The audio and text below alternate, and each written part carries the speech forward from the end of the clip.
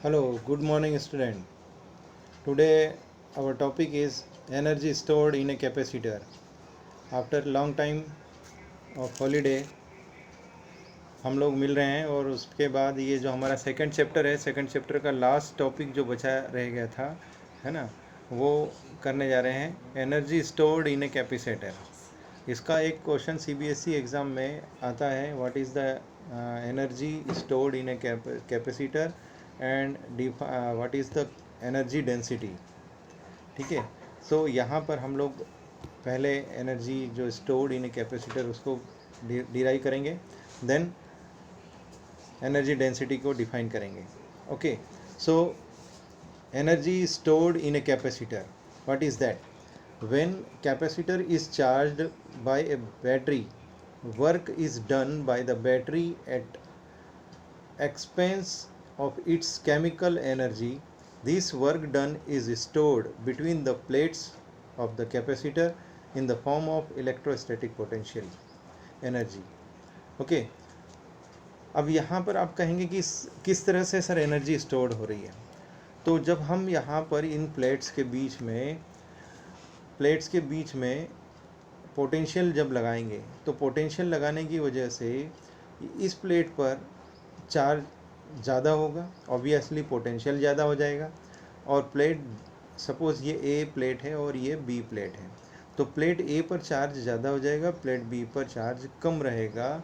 और उसी की वजह से यहाँ पर क्या होगा, पोटेंशियल डिफरेंस प्रोड्यूस होगा। और पोटेंशियल डिफरेंस प्रोड्यूस होने की वजह से charges are flowing through this capacitor, मतलब इस कैपेसिटर के बीच में चार्ज फ्लो करेंगे और इलेक्ट्रिक फील्ड या कहें इलेक्ट्रिक फील्ड प्रोड्यूस हो जाएगा। ठीक है, सो वो इलेक्ट्रिक फील्ड प्रोड्यूस हुआ और वो इलेक्ट्रिक फील्ड यहाँ पर इलेक्ट्रोस्टैटिक फोर्स जो लग रहा है उसके अगेंस्ट होगा। ठीक है, so that work is defined as work done is equals to V into dq, because we know that what is the potential difference or what is the potential to bring a unit charge from infinity to the electric field, to into the electric field. So that work is given by dw is equals to V into dq. अब V जो है हमारे पास क्या होगा, bye the definition in term of V in terms of Q and capacitance, so V is equals to Q by C dq. So now the total work done means, suppose total charge Q charge is moved from this plate A to plate B, that is given by taking the integration. Okay, 0 to Q, पहले इस पर 0 charge था, then we are giving the charge to plate A, then plate B पर जो charge है वो due to the induction produce हो जाएगा। ठीक है, देन अब हम ये देखें कि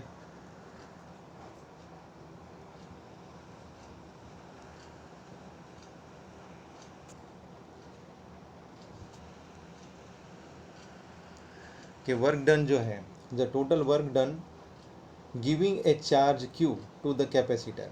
ठीक है, कैपेसिटर को जो चार्ज है, टोटल वर्क डन ये हो गया, राइट, और वो इतना हो गया। By the definition of integration हम लोगों ने यहाँ Q C जो है कैपेसिटेंस ऑफ पर्टिकुलर कैपेसिटर वो फिक्स्ड होगा C।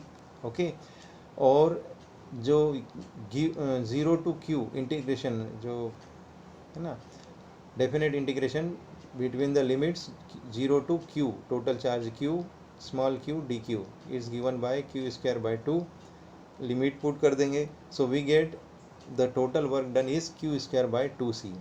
So this work done is stored as a electrostatic potential energy, या कहें the energy stored in a capacitor. Okay, अब यहाँ पर q के प्लेस पर अब हम लोग लिख सकते हैं CV। अब ये जो एनर्जी स्टोर्ड है, क्योंकि कैपेसिटर के केस में है, तो कैपेसिटर में अगर सपोज़ हमारे पास कोई नॉन कैपेसिटी वाला कैपेसिटर है, तो हम वहाँ क्या करेंगे, उसमें ये करेंगे कि उसकी कैपेसिटी पता है और पोटेंशियल कितना प्रोवाइड कर रहे हैं, तो एनर्जी कितना स्टोर होगा। तो इन टर्म्स ऑफ जो एनर्जी है उसको C और V के टर्म्स में लिखना चाहें, तो in place of Q we substitute Q equals to CV। Okay, Q के प्लेस पर क्या पुट कर देंगे, सी वी, और वो यहाँ पर सिंप्लीफाई करने पर हमें कितनी एनर्जी मिल जाएगी, U equals to half C V square. अब आता है energy density. We know that the density, density क्या होता है, that is the mass upon volume. So यहाँ पर एनर्जी डेंसिटी है, तो एनर्जी अपॉन वॉल्यूम, ठीक है, that is the energy density and it is given by small you, small you, ठीक है। और जो potential energy stored in this capacitor it is given by you, तो U बाय वॉल्यूम, और U कितना है हमारे पास, U हमारे पास है, वो है हाफ सी वी स्क्वायर, और वॉल्यूम क्या होगा, सपोज करें कि एरिया जो है,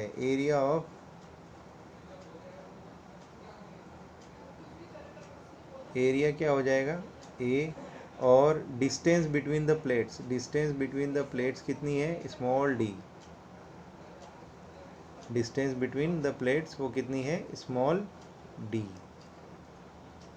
ठीक है।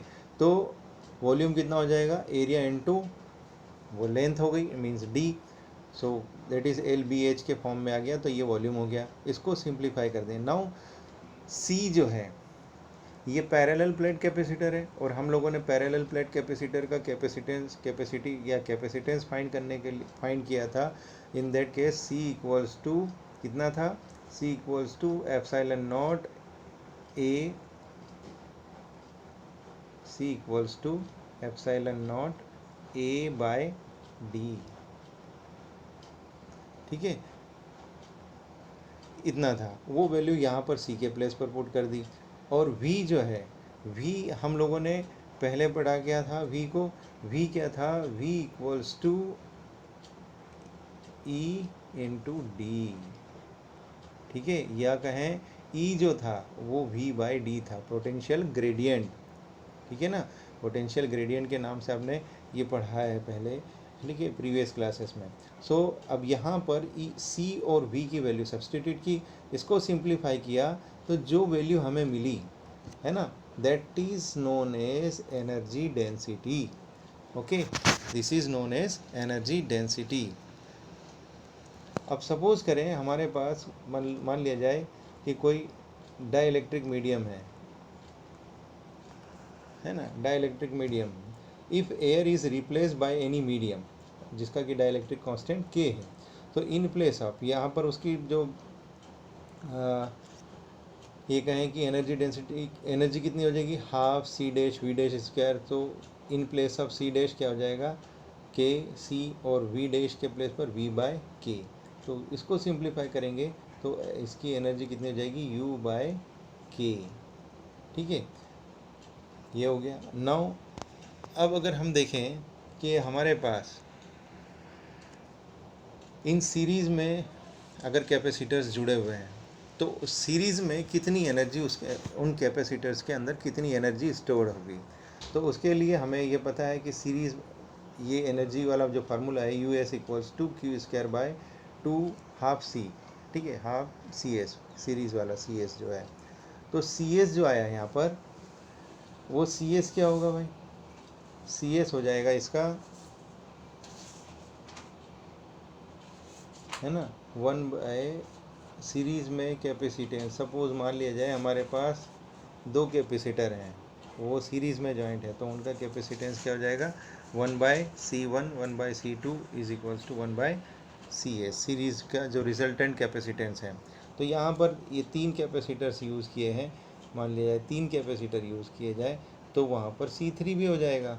तो इस तरह से ये आ गया। तो यहाँ पर उन सभी कैपेसिटर्स का जो एनर्जी स्टोर्ड है, उन सब का सम हो जाएगा सीरीज़ में energy stored in that combination. Okay,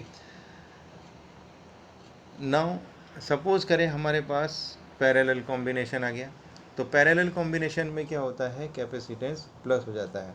it means half C1 square, half C2 square, और half C1 V square, because जो पैरेलल होता है उन सभी में, उन सारे कैपेसिटर्स के एंड्स पर, क्योंकि पैरेलल में किस तरह से होगा, मान लिया जाए यहाँ पर इस तरह से ये 3 कैपेसिटर लगा दिए जाएं, ठीक है, तो इनके जो एंड्स पर पोटेंशियल डिफरेंस होगा, सभी में पोटेंशियल डिफरेंस क्या होगा, v होगा, सभी में सेम होगा।